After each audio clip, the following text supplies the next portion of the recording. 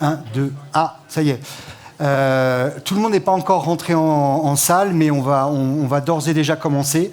Je vous souhaiterai le bonjour et la bienvenue tout à l'heure. Et comme vous êtes les premiers sur scène, on va tout de suite accueillir le ministre de la Santé et de la Prévention, François Braun, pour l'ouverture de cette session.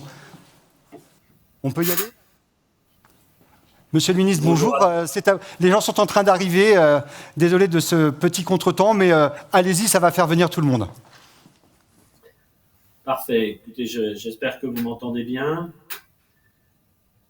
Madame la ministre, chère Sylvie Retailleau, monsieur le secrétaire général pour l'investissement, cher Bruno Bonnel, madame la directrice de l'Agence de l'innovation en santé, chère Lise Alter, mesdames et messieurs, en vos grades et qualités, bonjour à toutes et à tous. Je suis vraiment navré de ne pas pouvoir être présent avec vous aujourd'hui à Lyon. J'aurais vraiment souhaité pouvoir être présent, mais des contraintes d'agenda me retiennent malheureusement à Paris, en raison notamment du Conseil des ministres des enfants, qui se réunit dans quelques minutes autour de la Première ministre, et de la reprise des discussions du projet de loi de financement de la sécurité sociale à l'Assemblée nationale cet après-midi. Toutefois, je tenais absolument à m'adresser à vous pour ce premier anniversaire de la stratégie d'accélération du numérique en santé. Aujourd'hui, le numérique est entré dans la santé comme dans d'autres champs de notre vie. Il n'est pas prêt d'en sortir. Et nous avons donc fait le pari collectif d'en tirer pleinement parti. Alors oui, parler de numérique en santé, cela peut faire peur face au spectre d'une médecine déshumanisée, où nos concitoyens seraient livrés à eux-mêmes avec pour seul recours les nouvelles technologies. J'entends ces craintes, mais je tiens à le dire très clairement, le numérique en santé ne se substitue en aucun cas au colloque singulier, au face-à-face entre un professionnel de santé et un patient.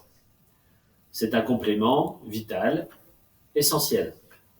Le numérique, c'est même, j'ose le mot, l'avenir de notre système de santé. C'est la raison pour laquelle la santé numérique est une des filières d'avenir qui a été sélectionnée par le gouvernement dans le cadre du plan d'investissement France 2030, lancé il y a aussi un an. Notre vision de la santé de demain, nous nous donnons les moyens de la concrétiser. Cela inclut une médecine plus préventive, plus prédictive, plus personnalisée. Un écosystème de l'e-santé en France capable de s'imposer face à la compétition internationale. Des données de santé traitées de manière sécurisée et éthique. C'est tout ce que ce gouvernement veut mettre en œuvre et ce à quoi je travaille avec l'ensemble des ministères concernés. Lors d'un anniversaire, il est de coutume de regarder le chemin parcouru tout en se projetant vers l'avenir. C'est pourquoi je veux d'abord saluer avec fierté et émotion le déploiement de cette stratégie d'accélération du numérique en santé. Ce déploiement s'inscrit dans un plan d'action d'ensemble dont je voudrais rappeler les grands axes. Le premier axe, c'est le lancement en janvier dernier de Mon Espace Santé, qui a vocation à devenir le carnet de santé du XXIe siècle. Ce sera un formidable atout pour faciliter les démarches du patient, mais aussi le travail de nos professionnels de santé. Aujourd'hui, plus de 65 millions de Français disposent d'un profil Mon Espace Santé. Ces derniers mois, autant de documents, 25 millions, ont été déposés que les 10 dernières années dans le DMP.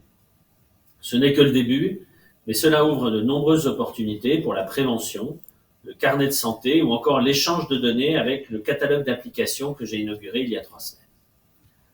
Le deuxième pilier de notre action, c'est la mise en œuvre du Ségur de la santé numérique, avec plus de 2 milliards d'euros qui ont déjà été investis. L'objectif est tout simplement de renforcer l'efficience du système de santé en développant de manière sécurisée l'échange de données de santé entre les professionnels autour du patient. Enfin, le troisième pilier incontournable de notre action, c'est cette fameuse stratégie d'accélération dont nous fêtons le premier anniversaire. Le président de la République l'avait annoncé lors du déploiement du plan Innovation Santé 2030. Cette stratégie d'accélération mobilise désormais un investissement extrêmement ambitieux de plus de 700 millions d'euros. Alors, cette stratégie, nous voulons apporter une réponse à cette question. Qui seront les innovateurs de santé demain? Notre objectif est de vous permettre, à vous, à nos entrepreneurs, à nos startups, de prendre votre envol. Et je dois dire que la mobilisation de l'écosystème est incroyable. Vous êtes l'innovation de demain. Vous faites partie de ceux qui permettront aux Françaises et aux Français d'être en meilleure santé, d'être toujours mieux soignés, mieux pris en charge.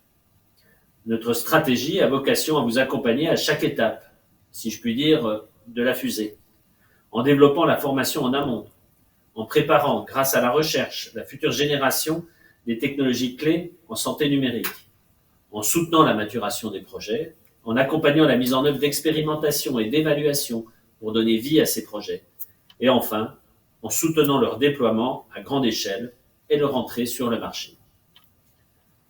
Depuis 1 an, cette stratégie a pris son envol. Oui, 1 an après son lancement, elle a relevé un triple défi.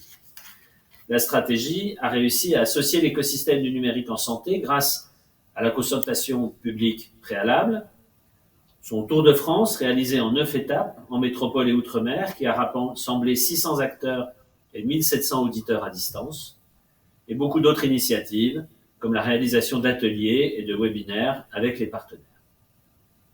Cette stratégie a aussi réussi à se concrétiser rapidement, en accompagnant plus de 60 projets à ce jour, à hauteur de près de 150 millions d'euros en à peine 1 an. Enfin, la troisième grande réussite de cette année est d'avoir pu engager ces actions dans une démarche pluriannuelle et de long terme. C'était crucial pour que les porteurs de projets puissent se projeter et disposer d'une visibilité. C'est aussi dans cet esprit que nous avons pris, avec la ministre Sylvie Retailleau, que je salue, un arrêté paru il y a 10 jours qui rend obligatoire la formation au numérique de tous les étudiants en santé à partir de la rentrée universitaire 2024. Ce sera, j'en suis sûr, le gage d'une entrée durable du numérique dans nos pratiques de santé. Je veux donc dire à toutes les personnes qui ont répondu à l'appel et qui se sont investies pour permettre à cette stratégie de décoller aussi rapidement, bravo et merci. Mais en matière d'innovation et de progrès, il n'y a pas de vitesse de croisière. Soit on accélère, soit on prend du retard. C'est la raison pour laquelle nous allons encore devoir accélérer dans les mois à venir, en particulier sur le soutien à l'expérimentation et à l'évaluation. C'est absolument nécessaire. Nous savons qu'une innovation qui a une chance de réussir, en santé comme ailleurs, est une innovation qui a montré ses bénéfices et qui a fait ses preuves. Démontrer la preuve du bénéfice médical des services numériques en santé est primordial. Nous avons donc décidé de financer la création de tiers-lieux d'expérimentation pour faire essaimer cette démarche partout sur le territoire. Ces tiers-lieux ont vocation à être des structures actrices de l'innovation dans les établissements sanitaires et médico-sociaux et en associant la médecine de ville. Cela permettra de valider les bénéfices des services numériques en santé dans les organisations de soins. Je suis donc très heureux de vous annoncer que les 10 premiers lauréats de cet appel à projets seront dévoilés aujourd'hui. Et ce n'est que le début. 30 tiers-lieux en tout seront ainsi sélectionnés d'ici 2025 lors de 3 vagues successives d'appels à projets opérées par la Banque des Territoires pour le compte de l'État et pour un montant total d'aide de plus de 63 millions d'euros. Dans la même logique, nous soutenons également l'évaluation des innovations. Trop souvent, les entreprises sont dans une course contre la montre et mettent sur le marché des services qui n'ont pas fait l'objet d'une solide démonstration de leur valeur clinique. Cette évaluation constitue pourtant un prérequis à leur capacité à attirer des clients, mais aussi à tout remboursement par l'assurance maladie. Nous redoublons donc d'efforts à travers un appel à projets dédié et opéré par BPI France pour soutenir l'évaluation du bénéfice médical ou économique de ces innovations. Et ce, qu'il s'agisse de dispositifs médicaux numériques ou à base d'intelligence artificielle.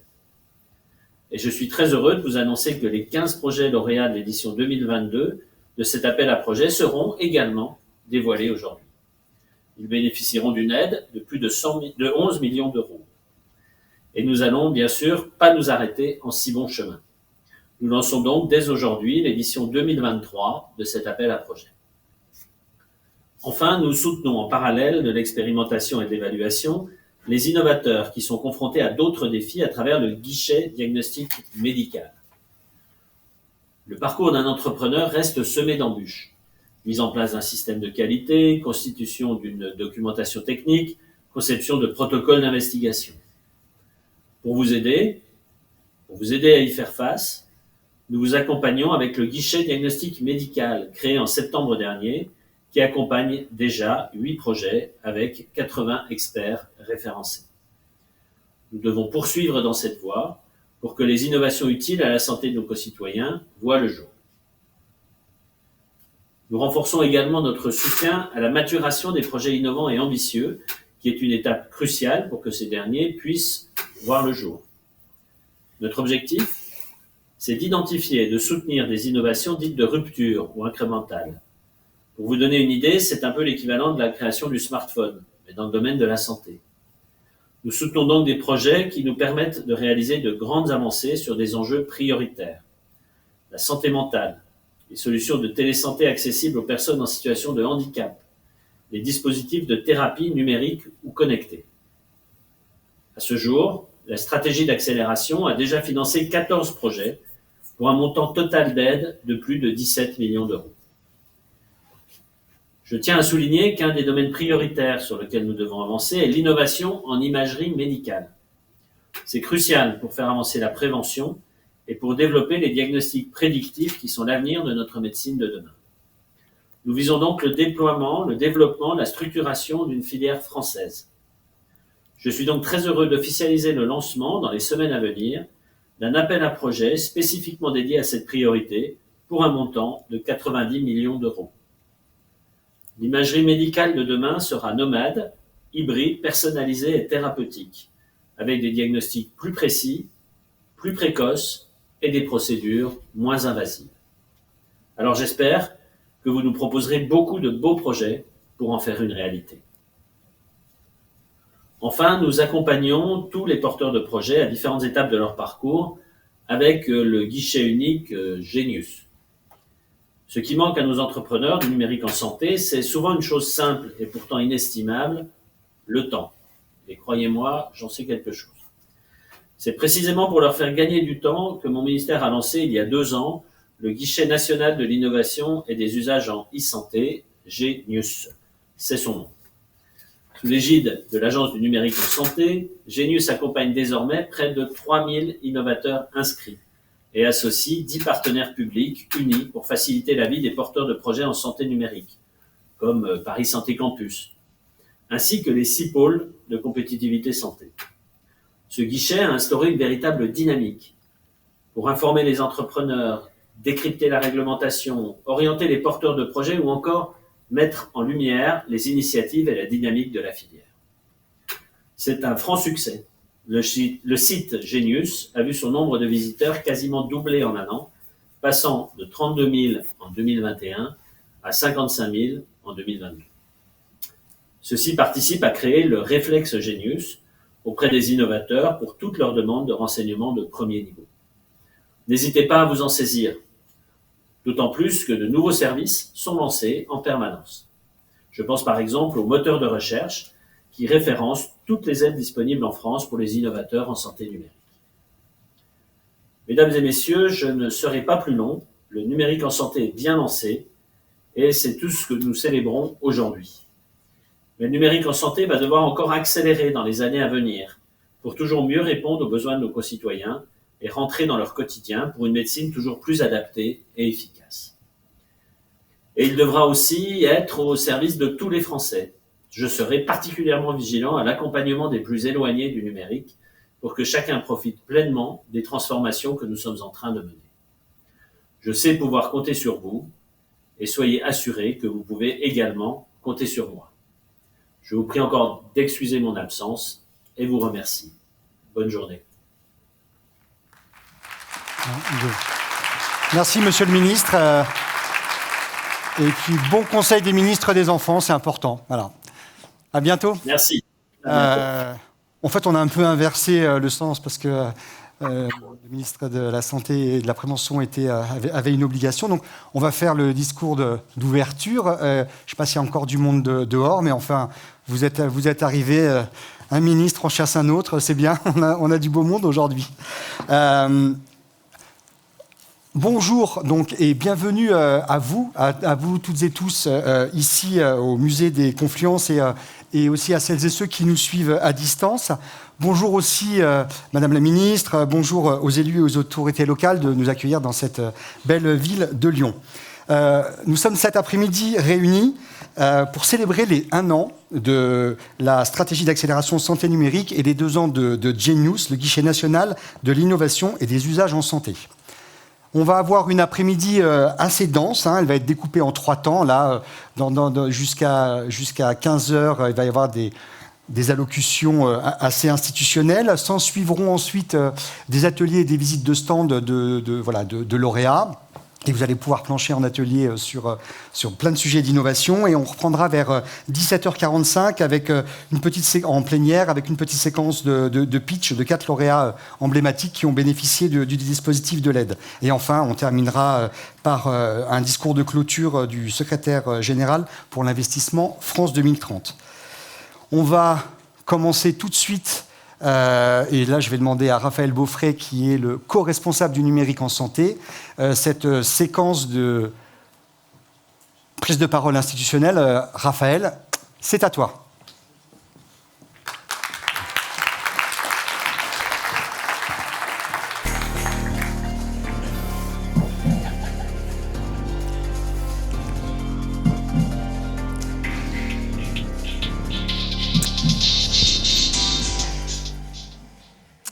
Merci à cette petite musique. Bonjour à tous et merci d'être si nombreux. Pour ceux qui nous suivent à distance, je peux vous témoigner que la salle est pleine ici. Et bonjour évidemment à Monsieur le Ministre et Madame la Ministre, qu'on remercie évidemment pour leur présence et leur engagement. C'est un jour qui est très important pour l'innovation en santé numérique.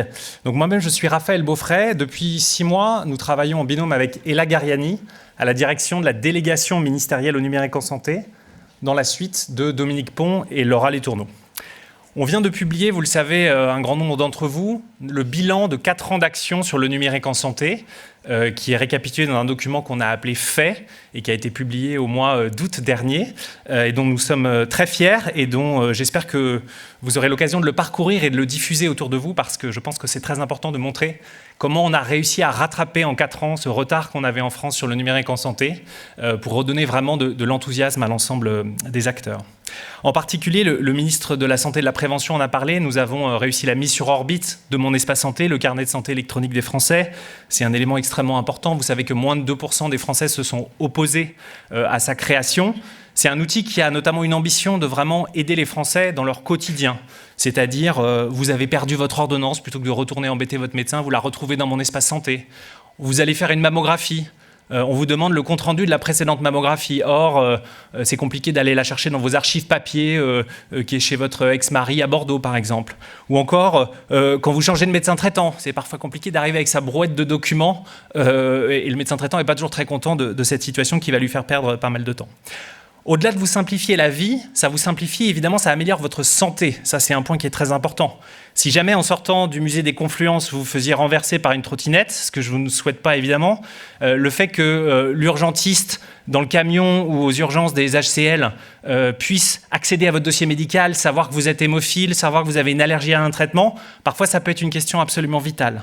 Quand vous êtes pris en charge et que vous êtes un patient chronique, le fait que votre médecin, après vous avoir prescrit un médicament, puisse échanger avec vous dans une messagerie citoyenne, plutôt que d'envoyer les données, on ne sait pas très bien où, sur vos comptes Gmail, eh bien ça, c'est des choses qui vont être vraiment extrêmement importantes. Donc j'espère que vous avez tous été au moins une fois sur Mon Espace Santé. Si vous ne l'avez pas fait, évidemment, je vous incite à télécharger l'application mobile Mon Espace Santé. Je vous invite évidemment à vous munir de votre carte vitale si c'est votre première connexion. Et vous verrez, comme le soulignait le ministre, que nous avons réussi à beaucoup avancer sur l'alimentation des données et des documents de santé les plus pertinents par les professionnels eux-mêmes au travers du grand programme qui s'appelle le programme Ségur numérique, qui nous permet de financer la mise à jour de tous les logiciels, de tous les professionnels, que ce soit un EHPAD, cabinet, hôpital, etc. etc. Ça, c'est évidemment tout ça très important. Outre ces projets, on est très très heureux évidemment à la délégation ministérielle du numérique en santé d'héberger la stratégie d'accélération santé numérique et notamment son incroyable coordonnateur David Senati et l'ensemble de son équipe. Et vraiment, je veux témoigner et vous souligner à quel point Ils ne comptent pas leurs heures pour vous, à votre service, dans un échange perpétuel avec vous et aussi dans un échange perpétuel avec l'ensemble des entités de la puissance publique qui travaillent et qui contribuent au quotidien, et je les en remercie évidemment, à faire avancer l'innovation en santé numérique. Et désolé, pour être pas trop long, je vais citer juste quelques acronymes et pas les libellés complets, mais notamment citer évidemment le MESRI, le SGPI, la nouvelle AIS, la BPI, la DGE, l'ANS, la CNAM, les ARS, les DRARI, les GRAD, les EPST ou encore Paris Santé Campus. Beaucoup d'acronymes que vous connaissez probablement et qui sont autant d'acteurs qui sont vraiment à votre service pour faire progresser l'innovation en santé en France. Ce qui nous réunit tous autour de cette stratégie, c'est vraiment la conviction que le numérique peut simplifier la vie des personnes, améliorer leur santé et qu'il faut qu'en France, en 2030, on puisse vraiment être un champion de ce secteur, aussi bien dans les logiciels que dans les dispositifs médicaux, avec vraiment des dispositifs qui améliorent la santé des gens et qui s'exportent en Europe et à l'international. Cela, ça passe par de multiples dimensions, vous l'avez compris, de cette stratégie. Je reviens quand même sur certaines d'entre elles qui sont très importantes. La formation des professionnels de santé, sur lesquels, après des années d'immobilisme, on est vraiment en train de déverrouiller les choses, vous l'avez vu avec les actualités de ces derniers mois. Des enjeux sur l'émergence et la maturation des solutions qui passent à la fois évidemment par des questions d'accompagnement du financement, au-delà de ce que peuvent faire les acteurs du financement comme le capital investissement. Ça passe aussi évidemment par, comme l'appel d'offres tiers-lieux, par sécuriser que les offres sont bien co-conçues avec les utilisateurs finaux pour qu'elles ne soient pas conçues dans une tour d'ivoire et que finalement elles passent complètement à côté de leur usage, de leur public et de leur objectif. Je sais que c'est également un des enjeux des grands défis. Je vois le délégué à la santé mentale avec notamment ce grand défi santé mentale qui va venir.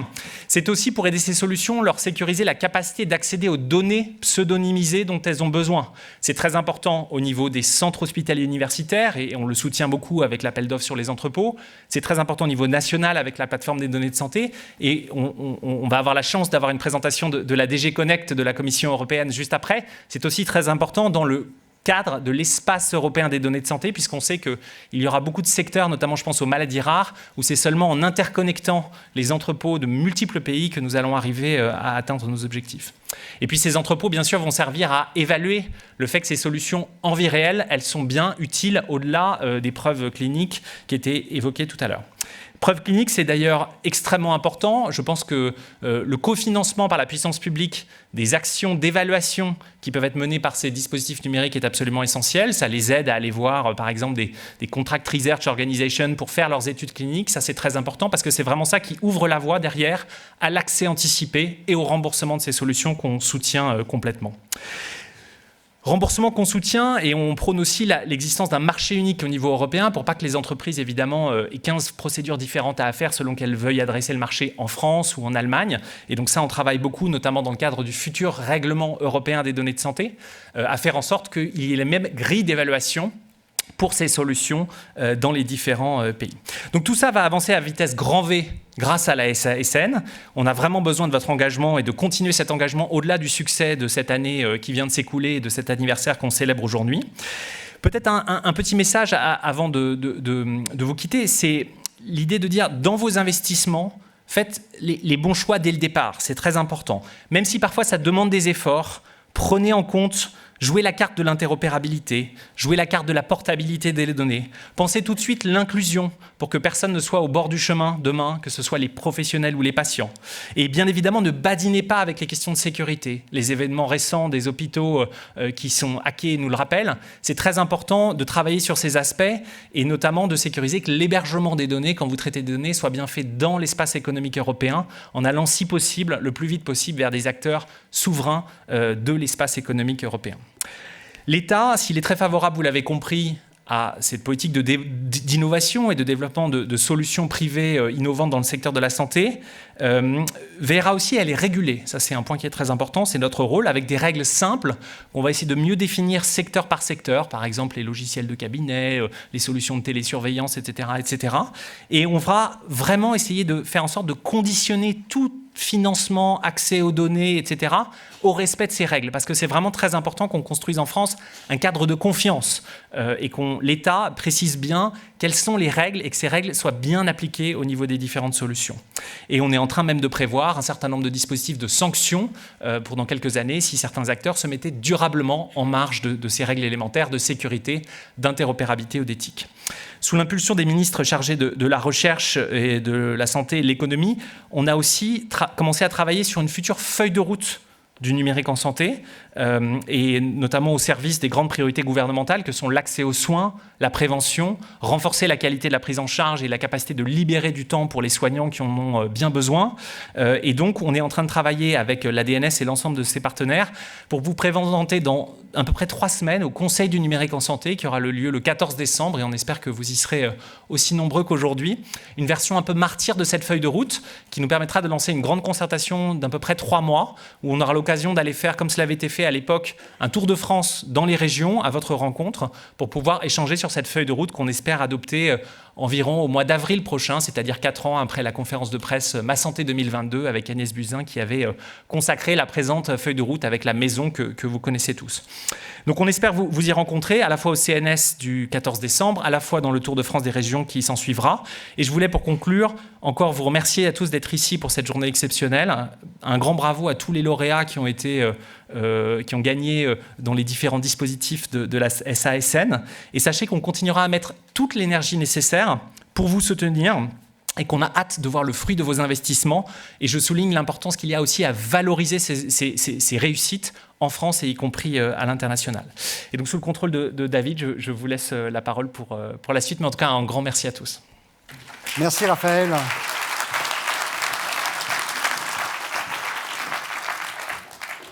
Alors vous allez le voir là tout au long de cette journée, vous allez pouvoir découvrir des verbatims de personnalités qui font le numérique en santé. Donc voilà, là c'est Lise Alter, la directrice de l'Agence de l'innovation en santé. On va passer maintenant à l'Europe. Donc on va accueillir la responsable de secteur des politiques au sein de l'unité e-santé, bien-être et vieillissement à la Commission européenne, Madame Saila Rine. À vous la parole.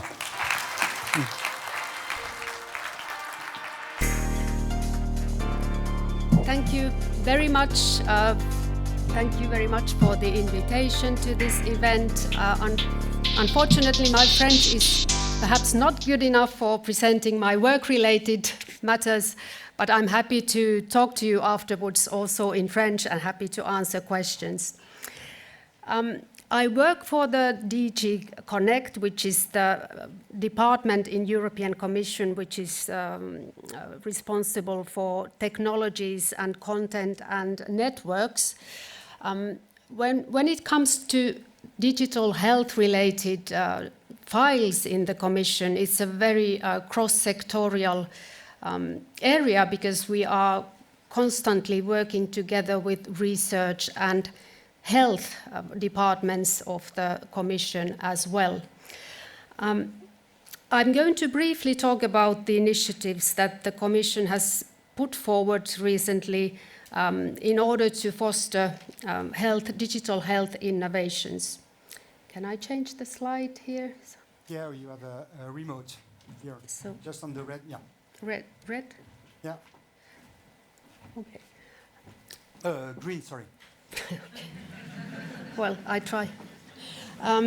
So when we talk about digital health innovations, we cannot really avoid talking about data. Many innovations, such as those based on artificial intelligence and decision support systems and so on, they require high-quality data, which has to be interoperable, and all the security and personal data protection issues have to be solved first.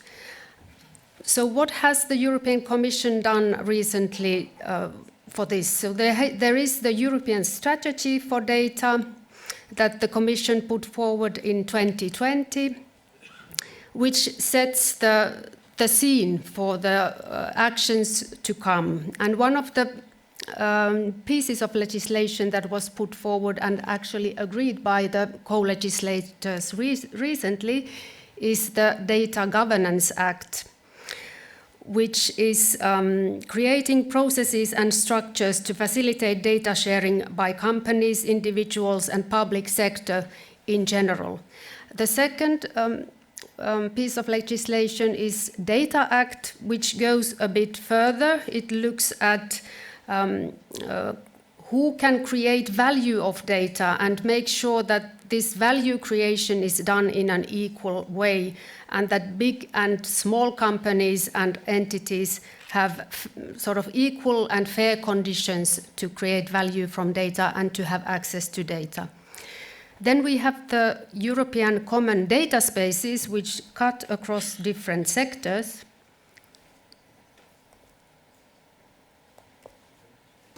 And one of, oh sorry, now I went too far. Yes. So here we see the Common European Data Spaces as outlined in the data strategy, and one of the data spaces is in the field of health. Of course, in different sectors of the society, you have very different requirements, and when it comes to health data, the requirements are rather specific. We need to ensure that the data protection is there, security, including cybersecurity, and also the big challenge in health is, of course, the interoperability of data and secure access, and to have all the trace of who has accessed which data, and also individuals should have control over their own health data. So there are many very specific challenges related to health data space, and that's why the European Commission has proposed this European Health Data Space regulation that was already mentioned.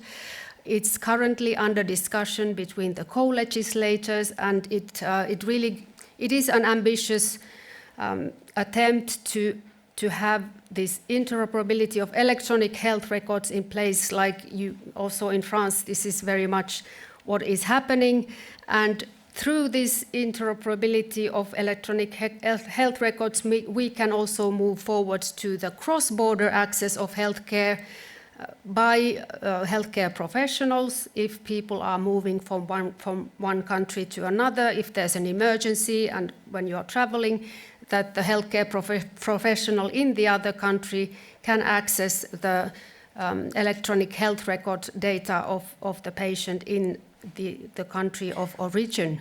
So this is the scenario which we call primary use of health data, and the second scenario covered by the European Health Data Space regulation is about secondary use of health data, which means that the data can be reused for research, for innovation, for policy making. So really to unlock health data across the borders and for different types of uses, but without forgetting the very high standards of security, trust, and data protection.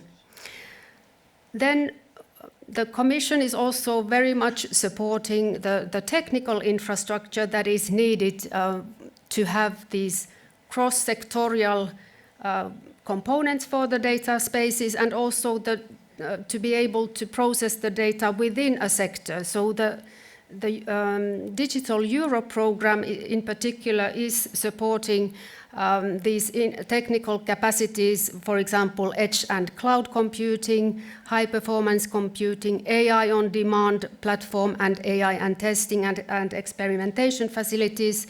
And there is one substantial testing and experimentation facility for health that is going to be launched in the beginning of next year.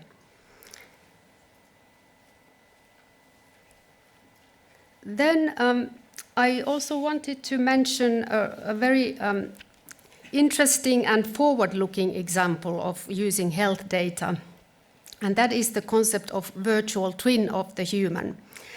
So this concept builds on existing computational models and so-called in silico models that are already there for individual organs and organ systems. And to better understand complex diseases and to enable prevention and early risk prediction, we need integrated models that go across the space, time, scales, and disciplines and brings together these individual organ systems into a virtual twin of a person. So we are talking about personalized medicine and really taking the next step of connecting the models and also knowledge across disciplines in this field.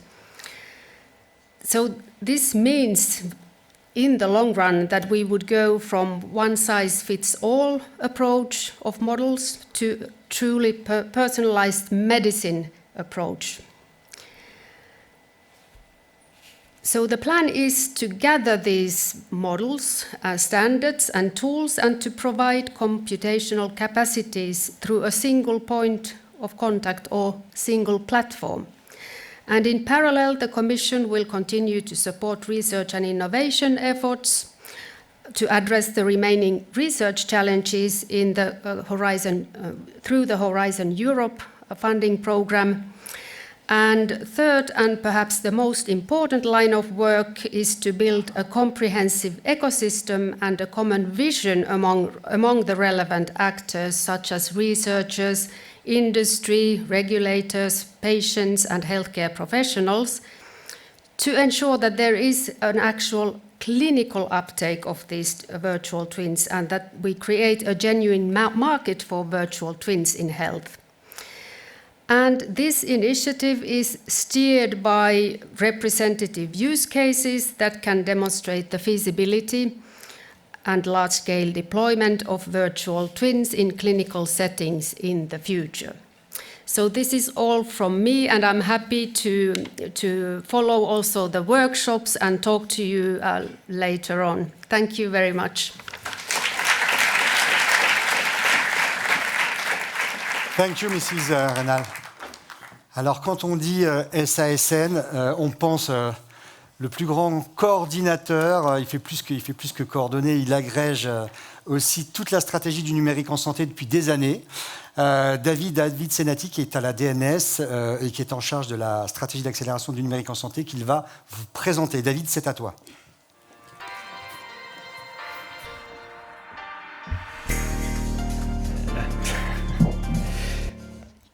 Madame la ministre, bonjour à tous. Ravi d'être avec vous aujourd'hui. Je suis assez ému de vous voir aussi nombreux. Vous êtes déplacés ici pour les 1 an de la stratégie d'accélération et les 2 ans de Genius. Bonjour à tous. Merci d'être parmi nous. Alors, je suis David, je suis le coordinateur de cette stratégie d'accélération. Je voulais juste avant vous présenter un peu le panorama total des différents programmes existants sur le numérique en santé au niveau gouvernemental afin que vous puissiez identifier la stratégie d'accélération dans ce paysage. Comme l'a mentionné le ministre ainsi que Raphaël, la feuille de route du numérique en santé en vert avec la maison Ma Santé 2022 qui se prolongera ensuite pour 2027 avec la nouvelle feuille de route en construction et le premier item en vert. Vous avez le Ségur du numérique en santé, donc les fameux 2 milliards qui viennent alimenter la fluidification de l'échange de données entre professionnels et autour du patient, c'est le bleu du milieu. Vous avez bien sûr Paris Santé Campus, ça a été cité également. Antoine ne peut pas être parmi nous aujourd'hui, mais je le remercie de son soutien et on soutient également Paris Santé Campus au quotidien. Vous connaissez bien ce lieu, Paris Santé Campus, qui est le berceau du numérique en santé, qui est une initiative interministérielle évidemment portée avec le ministère de l'Enseignement supérieur de la Recherche. En dessous, l'ensemble des programmes financiers qui vous accompagnent, vous, en tant que porteur de projet. Le grand défi IA et santé qui préfigurait la stratégie d'accélération. La stratégie d'accélération que je détaillerai juste ensuite. Et bien sûr, le plan dispositifs médicaux qui est une autre des actions France 2030 en faveur de la santé avec laquelle nous sommes en synergie puisque certaines actions sont coportées et par la stratégie et par le plan DM, notamment le guichet diagnostic qui vous a été présenté tout à l'heure. Et je salue les collègues de la DGE dans la salle qui pilotent ce plan dispositifs médicaux. Alors la stratégie d'accélération, ça a été dit par l'ensemble des acteurs dans les interventions précédentes, par Monsieur le Ministre notamment, un engagement exceptionnel de l'ensemble de l'écosystème et je tenais particulièrement, et l'ensemble de la coordination interministérielle tient à vous remercier de votre engagement à nos côtés. Effectivement, on travaille, on ne compte pas nos heures, mais on sait très bien que c'est encore pire pour vous.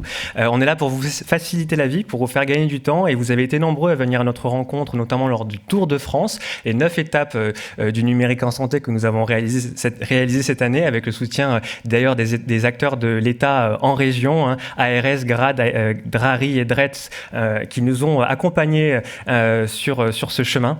Vous avez été nombreux à notre rencontre également, et nombreux bien sûr à la construction de la stratégie qui répond à des enjeux que vous connaissez mieux que quiconque et que nous essayons d'adresser pour vous faciliter la vie via cette stratégie d'accélération. Alors la stratégie d'accélération, c'est beaucoup d'argent, vous l'avez compris, mais finalement avant l'argent, c'est surtout des actions concrètes pour vous aider à passer des moments difficiles, des points de blocage que vous nous avez aidé à identifier lors de la création de la stratégie d'accélération. Ces points de blocage font partie de ces 5 grands axes qui alimentent la stratégie d'accélération, autour desquels la stratégie s'articule. Ces 5 grands axes qui rythment la vie d'un porteur de projet: recherche, formation, maturation, évaluation, puis ensuite accès au marché, déploiement à grande échelle. La stratégie d'accélération s'articule donc avec ces différents grands enjeux. 35 actions pour un budget de 718 millions d'euros aujourd'hui. Voilà, nous sommes pleinement investis à vos côtés. Alors, comme vous le voyez avec les chiffres présentés ici à l'écran, ça a été dit tout à l'heure, 150 millions d'euros alloués pour plus de 60 lauréats en un an. C'est un rythme particulièrement soutenu. Vous êtes plus de 500 à avoir candidaté différents appels à projets, donc avec un taux de sélectivité important. Donc également, je tiens à remercier l'ensemble des porteurs de projets qui malheureusement n'ont pas été également retenus à ces différents appels à projets.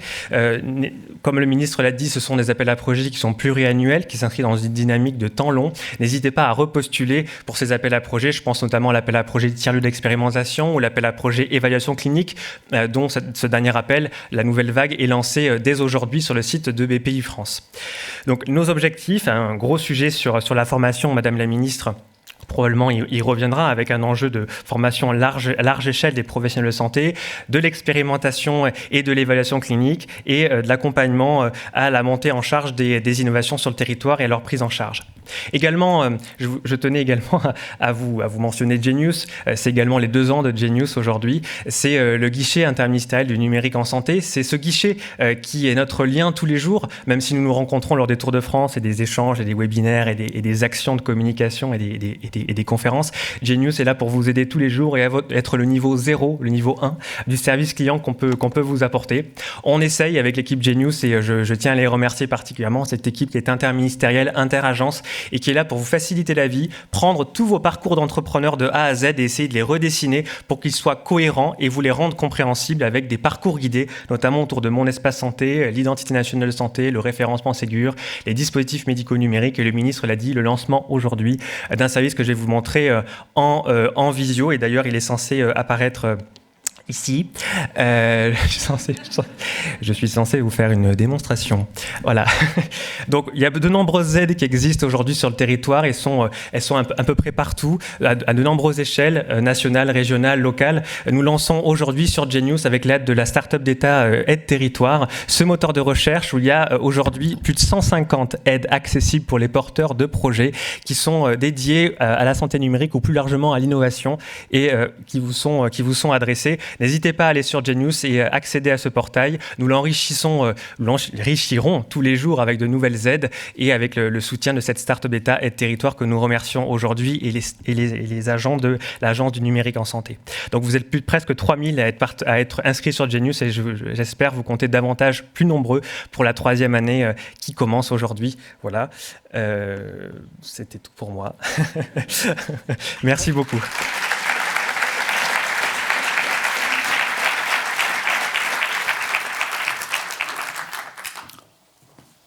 Eh bien, Madame la Ministre, avant de vous donner la parole, je vous propose de découvrir en fait les ateliers. Alors Manon, si tu peux faire défiler les ateliers là, qui vont avoir lieu juste après l'allocution de Madame Retailleau. Voilà, toc, on fait vite défiler. Il y en a 3 à 15h15. Il y en a 2 autres après à 16h30. Alors une petite précision pour l'atelier numéro 3. Il est exclusivement réservé aux lauréats de l'appel à manifestation d'intérêt, compétences et métiers d'avenir. Voilà, il fallait que je le précise. Donc, Madame la Ministre, c'est bien. Merci David d'avoir rattrapé tout ce temps. C'est super. C'est à vous.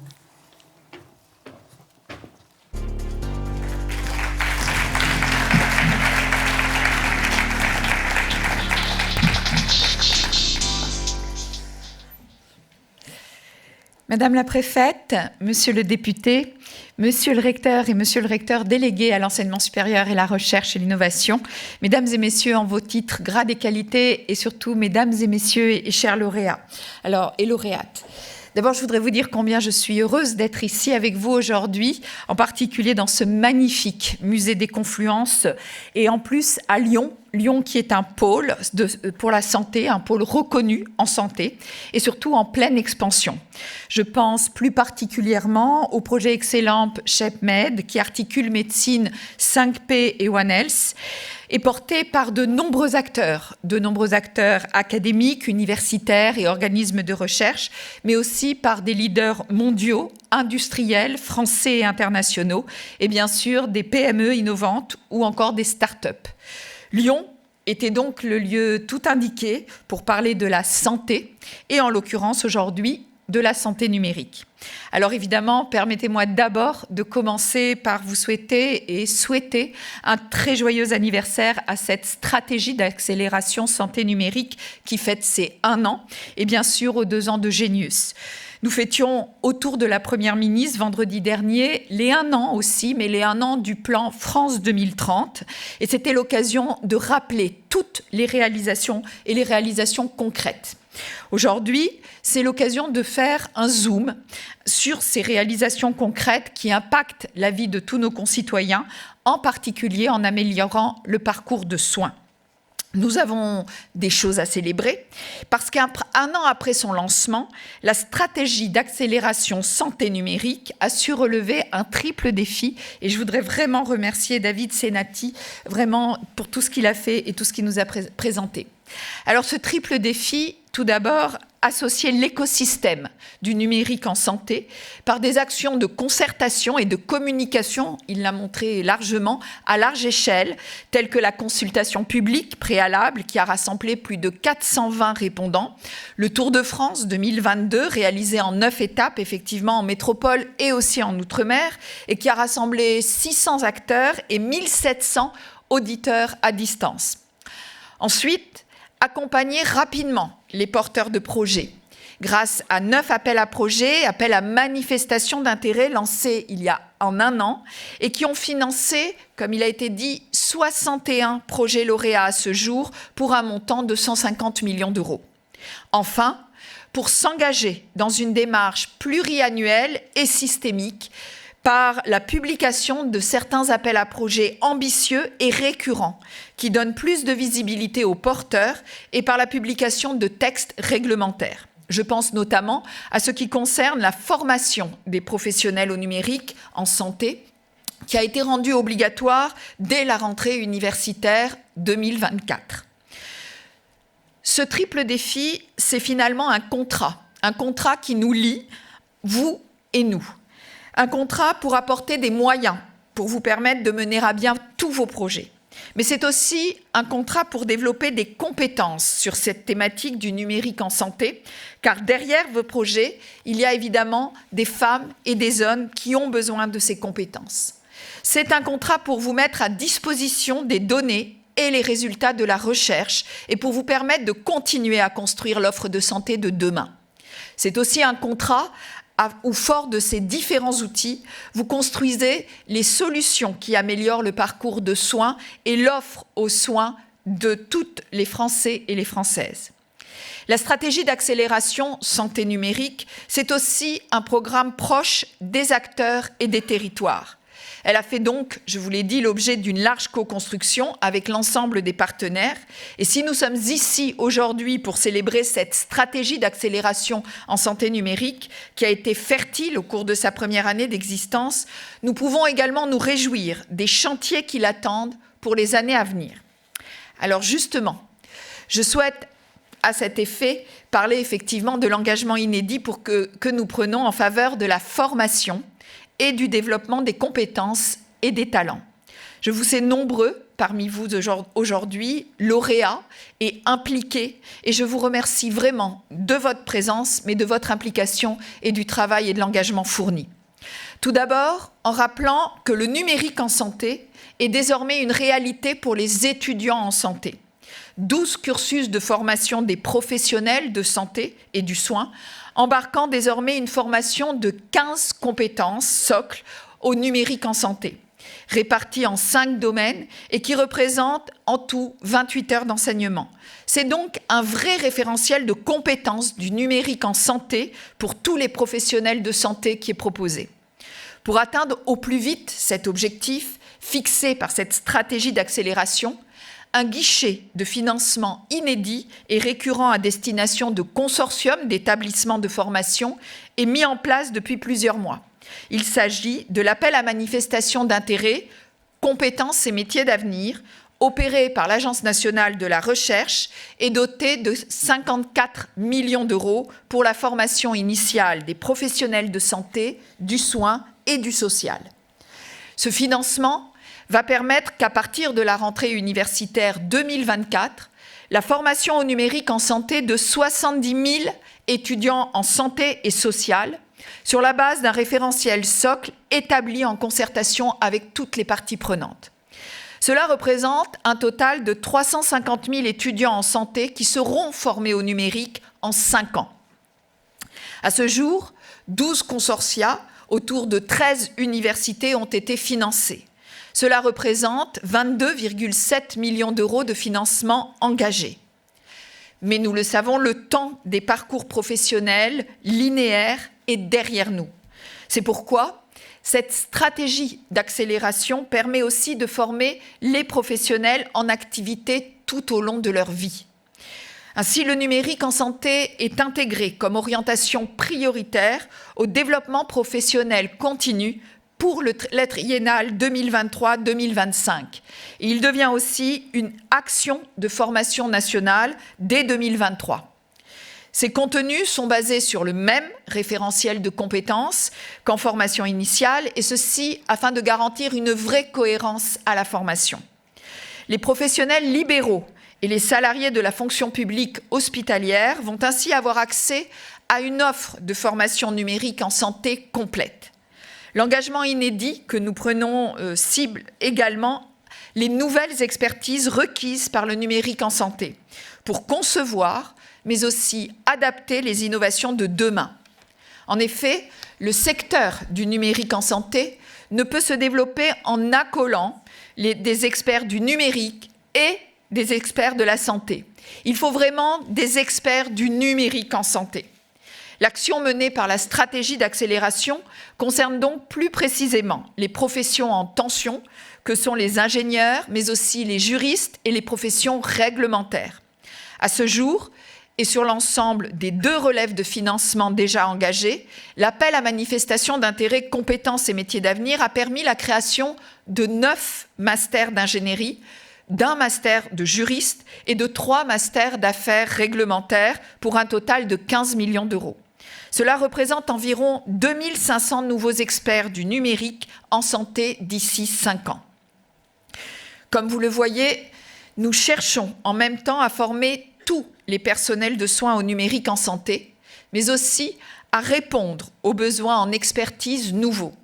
Cette dynamique inédite est aujourd'hui renforcée par des moyens nouveaux et fort de ses premiers résultats enthousiasmants, et afin d'élargir les actions de formation, nous annonçons aujourd'hui un budget supplémentaire de 48,4 millions d'euros.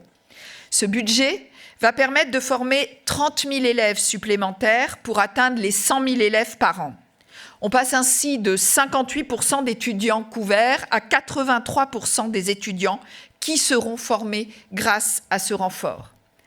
Un tiers des futurs professionnels de santé n'étaient pas ciblés par ces actions de formation, notamment les aides-soignants, les auxiliaires de puériculture, les accompagnants éducatifs et sociaux, mais aussi les aidants professionnels qui sont impactés au quotidien par la santé numérique. Ces 3 professions représentent à elles seules près de 40 000 apprenants par an, et nous ne pouvions considérer que certains doivent être formés au numérique et pas d'autres. Après avoir défini les compétences de base transversales, cela permettra aussi de travailler sur les compétences spécifiques des professionnels de santé pour concevoir, pour adopter les innovations de demain.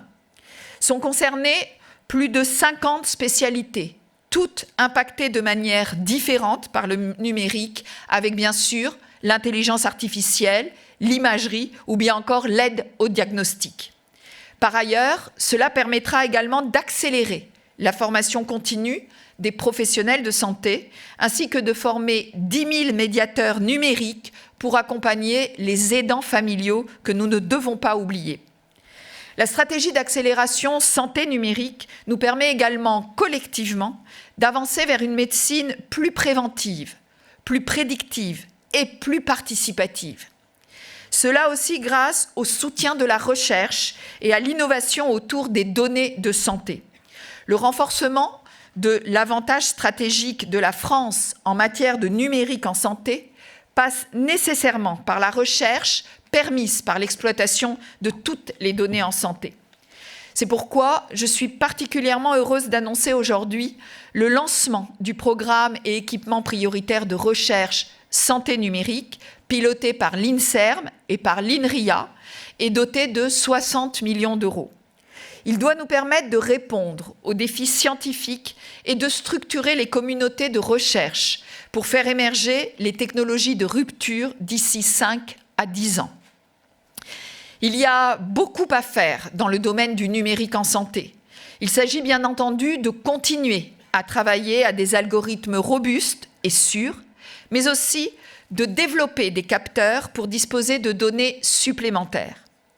La génération de ces données, leur orchestration et leur exploitation par des algorithmes ouvrent une infinité de possibilités.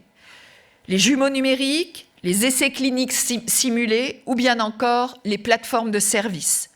Cela constitue une occasion unique de nous positionner en tant que leader sur les domaines de recherche dans lesquels nous bénéficions aujourd'hui d'atouts indéniables, tout en concentrant tous nos efforts sur le traitement des maladies cardiovasculaires et des pathologies neurologiques. Nous n'en sommes qu'au balbutiement du numérique en santé. Et ce n'est pas vous qui me contredirez. C'est pour cela qu'il est important de renforcer notre investissement dans la recherche dès aujourd'hui pour que de nouvelles technologies de rupture se déploient le plus rapidement et, bien sûr, que nous en tirions pleinement tout le potentiel. Cette stratégie d'accélération en santé numérique a eu une première année bien remplie et je ne peux que m'en féliciter et surtout en féliciter les artisans et vous tous aujourd'hui. Je pense particulièrement à la DNS et les administrations concernées aussi pour leur remarquable travail.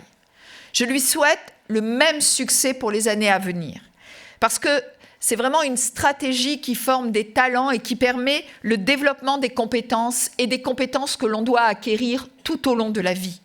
Parce que c'est une stratégie qui vise à générer et à organiser les données pour que vous puissiez vous en saisir et vous permettre de continuer d'améliorer le parcours de soins pour tous nos concitoyens. Et bien sûr, pour que vous puissiez inventer l'offre de soins de demain. Je voudrais vraiment vous remercier toutes et toutes pour le travail accompli cette année et tout le travail qui sera accompli dans les années à venir et finir par souhaiter à nouveau un très joyeux anniversaire à la stratégie d'accélération en santé numérique et lui souhaiter longue vie. Merci beaucoup.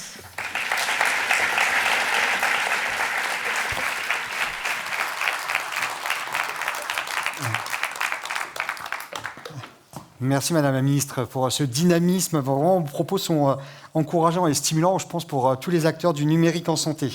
La dynamique est là et l'engagement aussi. Puis comme disent les grands sages, les planètes sont alignées. C'est donc la fin de cette première séquence. Je vous invite à présent donc à vous joindre aux ateliers. Alors c'est un placement libre, hein, il n'y avait pas d'inscription au préalable. Allez à ces ateliers en fonction de vos centres d'intérêt. Et également, vous verrez, au moment de la pause, il y a un endroit où il y a encore des lauréats qui seront présents et qui auront des choses à vous présenter sous forme de petits stands. Voilà. Pour celles et ceux qui sont à distance, si vous voulez, vous pouvez vous reconnecter à 17h45, puisqu'il y aura la cérémonie de clôture avec des pitchs aussi de lauréats. Je vous souhaite une bonne après-midi et je vous dis à tout à l'heure.